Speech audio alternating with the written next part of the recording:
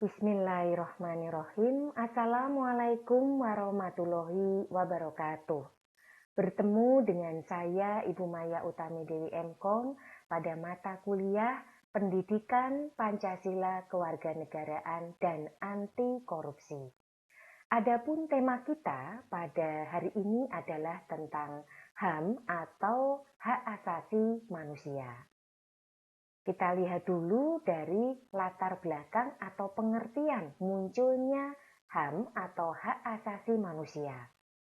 Secara harfiah, hak asasi manusia atau HAM dapat dimaknakan sebagai hak-hak yang dimiliki seseorang karena keberadaannya sebagai manusia. Hak-hak ini bersumber dari pemikiran moral manusia dan diperlukan untuk menjaga harkat dan martabat suatu individu sebagai seorang manusia. Dengan kata lain, HAM secara umum itu dapat diartikan sebagai hak-hak yang melekat pada diri segenap manusia, sehingga mereka diakui keberadaannya tanpa membedakan jenis kelamin, ras, warna kulit, bahasa, agama, politik, kewarganegaraan, kekayaan, dan kelahiran. Secara formal, konsep mengenai hak asasi manusia itu lahir pada tanggal 10 Desember tahun 1948 ketika PBB memproklamirkan Deklarasi Universal HAM yang di dalamnya itu memuat 30 pasal yang kesemuanya memaparkan tentang hak dan kewajiban umat manusia. Secara eksplisit, HAM adalah suatu yang melekat pada manusia, yang tanpanya manusia itu mustahil untuk dapat hidup sebagai manusia. Sifatnya tidak dapat dihilangkan atau dikurangkan oleh siapapun. Karena bisa dibilang bahwa hak asasi manusia ini begitu kita lahir itu sudah melekat di badan kita masing-masing. Adapun isi dalam Mukadimah Deklarasi Universal tentang HAM oleh PBB adalah 1. Pengakuan atas martabat dan hak-hak yang sama bagi semua anggota keluarga, kemanusiaan, dan keadilan di dunia. Mengabaikan dan memandang rendah hak asasi manusia akan menimbulkan perbuatan yang tidak sesuai dengan hati nurani umat manusia. Nah, kalau kita lihat dari Mukadimah Deklarasi Universal ini untuk penjelasan intinya ya. Yang pertama tadi adanya pengakuan atas martabat dan hak yang sama. Jadi misalkan kita ini sebagai katakanlah individu, kita ini memiliki hak, memiliki kesempatan, memiliki peluang yang sama dengan individu yang lain. Nah, mungkin yang paling dekat atau paling kecil lingkupnya dimulai dari diri kita sendiri. Apakah kita sudah mengakui kemampuan yang kita miliki? Apakah kita sudah mengakui apa yang ada di dalam diri kita ini? Termasuk juga intinya tidak hanya sifatnya yang positif, tapi yang negatif. Ya, ini adanya pengakuan terhadap harkat martabat manusia. Di samping itu, contoh yang lain lagi setelah kepada diri kita adalah di lingkup keluarga. Ya, bagaimana kita bisa menghormati, bagaimana kita bisa menghargai anggota keluarga yang lain. Ya, jadi di sini tidak ada perasaan sebagai anak emas, perasaan sebagai anak yang paling pinter misalkan ya. Jadi di sini semuanya itu memiliki kesamaan. Sama-sama memiliki hak sebagai anggota keluarga. Nah, tentunya dalam sebuah keluarga itu juga ada yang namanya hak dan kewajiban. Nah, bagaimana kita menjalankan hak dan kewajiban tersebut, ini nanti pada akhirnya juga akan membimbing kita atau membawa kita ketika kita keluar ketika kita bersosialisasi dengan masyarakat di lingkungan kita. Nah, kemudian yang kedua, mengabaikan dan memandang rendah hak asasi manusia akan menimbulkan perbuatan yang tidak sesuai dengan hati nurani. Dicontohkan misalkan kasus bullying, ya, pembulian. Kalau kita melihat kasus pembulian tersebut ini memang mengabaikan hak asasi manusia, di mana di dalamnya kita melihat bahwa tidak ada penghargaan sama sekali untuk orang yang terkena dampak pembulian tersebut. Sehingga dia merasa benar-benar menjadi orang yang tidak berguna, menjadi orang yang tidak berharga sama sekali. Bahkan dampak yang paling buruk adalah melakukan uji coba bunuh diri misalkan. Nah, ini kita melihat bahwa itu tidak sesuai dengan hati nurani umat manusia. Karena ketika kita dilahirkan, kita punya hak untuk hidup, kita punya hak untuk dewasa, untuk berkembang, untuk berubah dari yang buruk menjadi baik, begitu ya. Jadi kita melihat di sini jangan sampai mengabaikan dan memandang rendah ini nanti akan menimbulkan hal-hal yang tidak sesuai dengan hati nurani umat manusia. Kemudian yang ketiga yaitu hak manusia perlu dilindungi oleh peraturan hukum. Nah, kita melihat di sini bahwa sebagai contoh dengan adanya jaminan hukum ini membuat kita merasa terlindungi. Sehingga kalau ada kasus yang terkait dengan HAM, ya, nah ini kita ada kayak katakanlah payung hukum. Ada jaminan bahwa kita tidak akan katakanlah dibuat tidak memiliki hak atau tercabut hak kita karena tindakan dari pihak atau orang lain. Nah, kemudian yang keempat, persahabatan antara negara-negara perlu dianjurkan. Dengan adanya deklarasi universal tentang HAM, ini menunjukkan adanya pandangan yang sama. Dan pandangan ini tidak hanya dari satu negara saja, tapi ternyata dari beberapa negara tadi memiliki wawasan dan cara pandang yang sama tentang yang namanya hak asasi manusia atau HAM. Nah, kemudian yang kelima, memberikan hak yang sama baik laki-laki maupun perempuan. Nah, di sini kita melihat adanya persamaan hak baik dari sisi laki-laki maupun perempuan untuk mencapai apa yang diinginkan. Kita pernah melihat ada zaman di mana pada masa itu memang untuk kaum perempuan tidak boleh katakanlah mengenyam pendidikan atau melanjutkan pendidikan. Nah, kemudian berkembang ya di situ, kemudian sampai sekarang kita melihat bahwa sudah tidak ada lagi yang namanya sekat antara laki-laki dan perempuan karena di sini punya hak yang sama untuk berjuang, untuk berprestasi, untuk hidup dan lain sebagainya. Nah, kemudian yang keenam, memberi penghargaan terhadap pelaksanaan hak-hak manusia dan kebebasan atas umat manusia. Di sini kita memberikan penghargaan kepada orang-orang yang telah memperjuangkan hak-hak asasi manusia. Ada semacam Nobel yang dikhususkan untuk orang-orang yang memang mendedikasikan hidupnya untuk memperjuangkan yang namanya hak asasi manusia.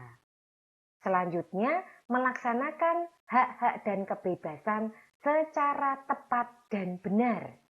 Nah, kita melihat bahwa dalam melaksanakan hak dan kebebasan secara tepat dan benar itu memang harus dikembalikan kepada diri kita. Bagaimana hak yang kita ambil jangan sampai mengganggu atau membuat hak orang lain itu terampas. Nah, ini jangan sampai terjadi. Jadi memang di balik hak kita itu ada juga hak orang lain. Oleh karena itu harus kita atur dengan baik.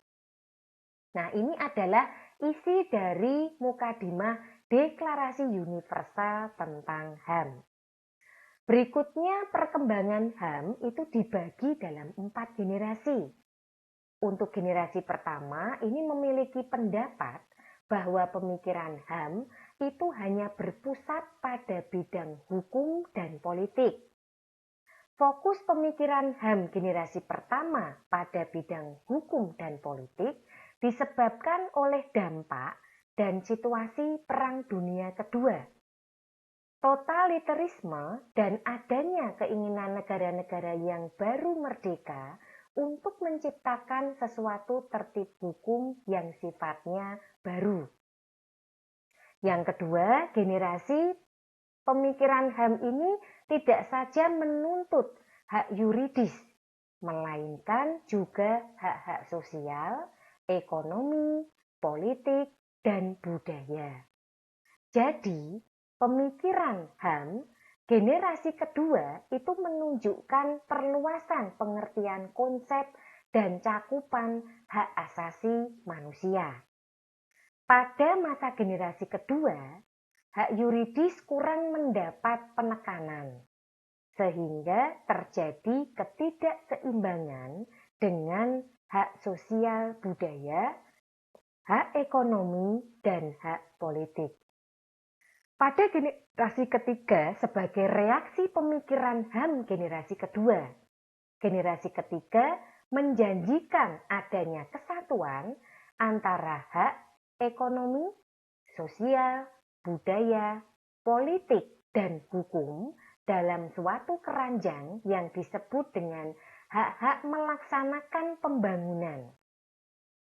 Dalam pelaksanaannya, hasil pemikiran HAM generasi ketiga juga mengalami ketidakseimbangan, di mana terjadi penekanan terhadap hak ekonomi dalam arti pembangunan ekonomi menjadi prioritas utama, sedangkan hak lainnya terabaikan, sehingga menimbulkan banyak korban karena banyak hak-hak rakyat lainnya yang dilanggar.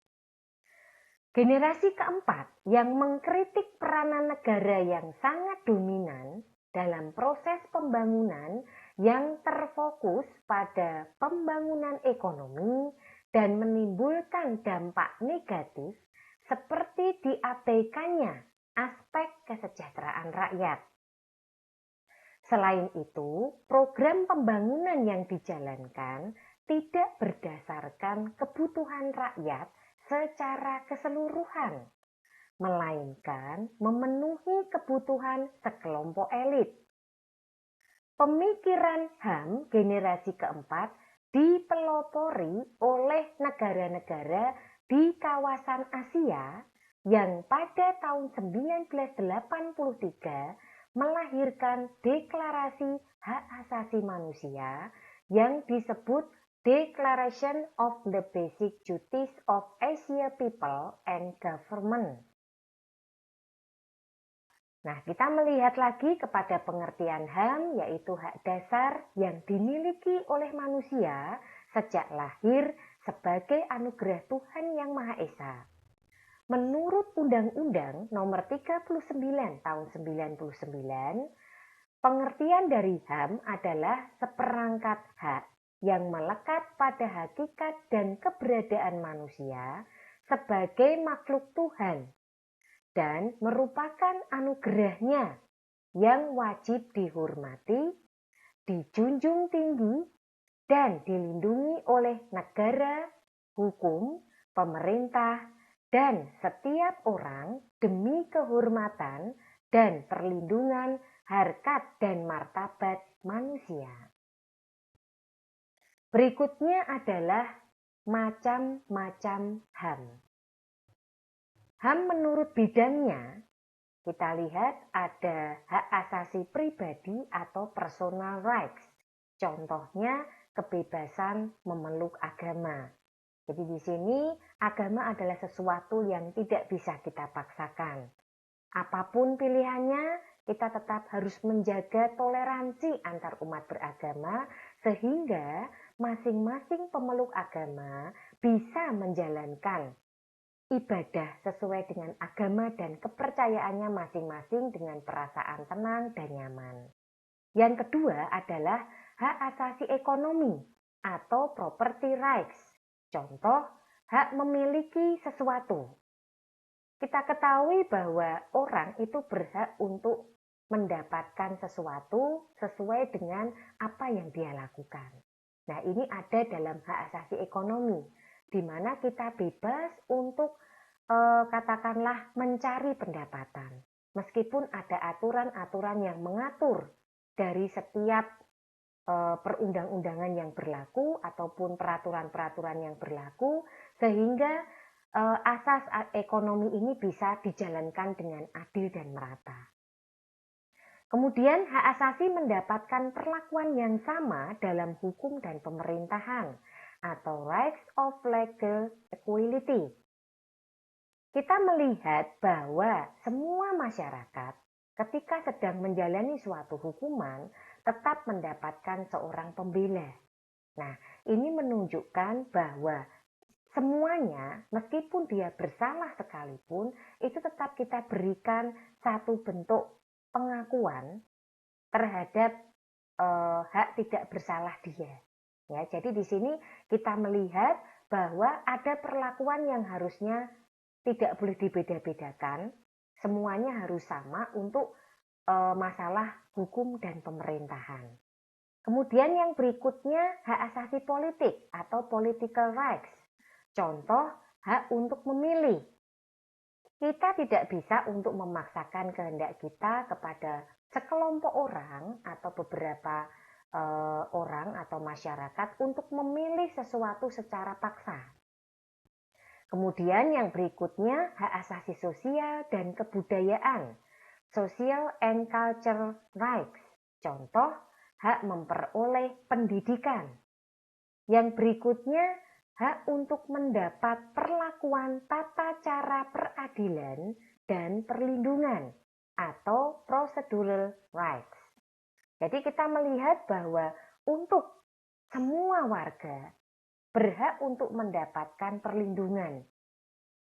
Jadi tidak ada istilah hanya memberikan perlindungan kepada pihak-pihak tertentu saja. Semuanya akan mendapatkan tata cara peradilan dan perlindungan yang sesuai dengan apa yang disepakati oleh masing-masing wilayah. Kalau dilihat dari sifatnya, maka untuk HAM dibagi menjadi hak asasi manusia klasik dan hak asasi sosial. Kita melihat hak asasi manusia klasik adalah hak yang timbul dari keberadaan manusia itu sendiri. Contohnya seperti hak untuk hidup, hak beragama, hak beribadah. Nah, kemudian hak asasi sosial adalah hak yang berhubungan dengan kebutuhan dari manusia. Sebagai contoh, hak memperoleh sesuatu, pendidikan, dan lain-lain. Jadi apa yang ada, ya, apa yang berhubungan dengan kebutuhan itu merupakan hak asasi secara sosial. Berikutnya kita lanjutkan, menurut Deklarasi Universal HAM atau DOHAM, terdapat 5 jenis hak asasi yang dimiliki oleh setiap individu. Apa saja? Ada hak personal atau hak jaminan kebutuhan pribadi. Kemudian yang kedua ada hak legal atau hak jaminan perlindungan hukum. Yang ketiga yaitu hak sipil dan politik. Yang keempat, hak subsistensi atau hak jaminan adanya sumber daya untuk menunjang kehidupan. Yang berikutnya adalah hak ekonomi, sosial, dan budaya. Menurut pasal 3 sampai 21 DUHAM, hak personal, hak legal, hak sipil, dan politik itu meliputi apa saja? Ada hak untuk hidup, kebebasan, dan keamanan pribadi. Ada hak bebas dari perbudakan dan penghambatan. Ada hak bebas dari penyiksaan atau perlakuan maupun hukum yang kejam, tidak berperi kemanusiaan atau merendahkan derajat manusia. Berikutnya ada hak untuk memperoleh pengakuan hukum di mana saja secara pribadi. Berikutnya ada hak untuk pengampunan hukum secara efektif. Yang keenam, hak bebas dari penangkapan, penahanan atau pembuangan yang sewenang-wenang. Yang ketujuh, hak untuk peradilan yang independen dan tidak memihak. Kedelapan, hak untuk praduga tidak bersalah sampai terbukti bersalah. Kesembilan, hak bebas dari campur tangan yang sewenang-wenang. 10. Hak bebas dari serangan terhadap kehormatan dan nama baik. Yang terakhir adalah hak atas perlindungan hukum. Nah, kita lihat masih banyak hak lagi yang lainnya. Ada sekitar sampai 20, yaitu hak bergerak, memperoleh suaka, hak atas satu kebangsaan, hak untuk menikah dan membentuk keluarga, hak untuk mempunyai hak milik, hak bebas berpikir, menyatakan pendapat, berhimpun dan berserikat, serta menikmati pelayanan masyarakat. Adapun hak substansi, hak ekonomi, sosial, dan budaya meliputi ada hak atas jaminan sosial, untuk bekerja, atas hasil kerja, bergabung dan berserikat, atas istirahat, hidup dan kesehatan yang layak, pendidikan, berpartisipasi dalam kehidupan yang berkebudayaan. Berikut adalah macam-macam dari piagam HAM. Ada Magna Carta di Inggris, kemudian Habeas Corpus Act, di Britania Raya, Bill of Rights, kemudian ada Declaration of Independence di Amerika, Declaration des Droits de l'Homme et du Citoyen di Perancis, Atlantic Charter, pelopornya adalah F.D. Roosevelt, Universal Declaration of Human Rights tahun 1948, yaitu pernyataan sedunia tentang hak asasi manusia. Serta terakhir adalah pembukaan Undang-Undang Dasar tahun 1945 merupakan piagam hak asasi manusia di Indonesia. Adapun dasar hukum HAM di Indonesia meliputi ada pembukaan Undang-Undang Dasar tahun 1945, pasal 28A sampai dengan 28C, Undang-Undang Nomor 8 Tahun 1981 tentang Kitab Undang-Undang Hukum Acara Pidana atau KUHP, Undang-Undang Nomor 39 Tahun 99 tentang HAM, Undang-Undang Nomor 26 Tahun 2000 tentang Pengadilan HAM, Undang-Undang Nomor 23 Tahun 2002 tentang Perlindungan Anak, Kepres Nomor 50 Tahun 93 tentang Komnas HAM, Kovenan Internasional Hak-Hak Sipil dan Politik menurut Undang-Undang Nomor 12 Tahun 2005. Kovenan Internasional Hak-Hak Ekonomi, Sosial, dan Budaya, Undang-Undang Nomor 11 Tahun 2005. Setelah kita melihat dasar hukum HAM di negara kita melihat juga adanya pelanggaran HAM. Berdasarkan sifatnya dibedakan ada yang ringan. Contohnya adalah diskriminasi. Diskriminasi ini adalah pelanggaran yang sifatnya tidak mengancam nyawa seseorang, namun merugikan orang tersebut. Misal, perlakuan tidak adil di dalam persidangan, tidak mendapatkan layanan pendidikan dan kesehatan yang sama, tidak mendapatkan keadilan sosial di tengah masyarakat. Untuk yang jenis kedua adalah berat. Contohnya adalah penyiksaan. Suatu tindakan yang mengancam nyawa seseorang atau bahkan menyebabkan hilangnya nyawa seseorang. Misalnya adalah perampokan, penganiayaan, penyanderaan, dan pembunuhan. Nah, contoh beberapa pelanggaran HAM yang terjadi di Indonesia. Contohnya adalah kasus pembunuhan Munir. Yang kedua, pembunuhan Marsina. Ada juga penculikan aktivis tahun 97-98. Penembakan mahasiswa Trisakti, peristiwa Tanjung Priok, dan perampokan. Pelanggaran HAM biasanya disebabkan oleh dua faktor. Faktor apa saja? Yang pertama yaitu faktor internal. Dorongan untuk melakukan pelanggaran HAM yang berasal dari diri pelaku pelanggar HAM. Di antaranya adalah sikap egois atau terlalu mementingkan diri sendiri.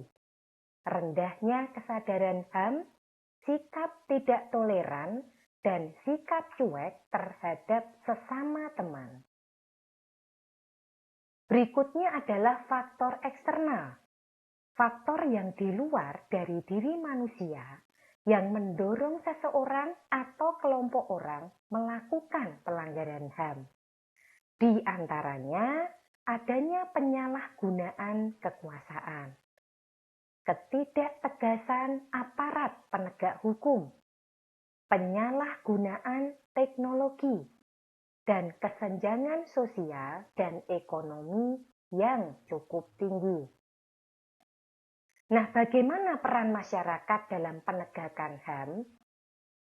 Peran serta secara individual itu dapat dilakukan, di antaranya berperilaku sesuai dengan nilai-nilai HAM, berusaha memahami berbagai instrumen HAM dan membagikannya dengan orang lain, mengamati dan mendiskusikan berbagai kebijakan HAM dan pelanggaran HAM, melibatkan diri dalam kelompok minat yang bertujuan untuk melakukan studi HAM, turut serta membangun opini publik mengenai wacana HAM, bersedia menyatakan solidaritas untuk membantu korban pelanggaran HAM. Peran serta kalau tadi secara individu, sekarang secara organisasional dapat dilakukan juga dengan mengikuti lembaga swadaya masyarakat atau LSM seperti LSAM atau Lembaga Studi dan Advokasi Masyarakat, YLBHI, Yayasan Lembaga Bantuan Hukum Indonesia, PHBI, Kontras, dan sebagainya. Nah, bagaimana hambatan dan tantangan penegakan HAM? Yang pertama, masalah ketertiban dan keamanan nasional. Jadi kita melihat masih ada kejadian seperti kasus teroris ya di negara kita. Ini menunjukkan bahwa masalah ketertiban dan keamanan nasional itu masih perlu ditingkatkan. Yang kedua, rendahnya kesadaran akan HAM yang dimiliki oleh orang lain. Kita melihat bahwa semakin kesini, semakin banyak orang yang bersikap cuek. Nah, ini menunjukkan rendahnya kesadaran akan HAM. Berikutnya, terbatasnya perangkat hukum dan perundang-undangan yang ada. Jadi, undang-undang yang sekarang yang bisa menjamin adanya HAM di negara kita, itu dirasa masih sangat terbatas. Yang keempat, adanya dikotomi antara individualisme dan kolektivisme. Yang kelima, kurang berfungsinya lembaga-lembaga penegakan hukum seperti polisi, jaksa, dan pengadilan.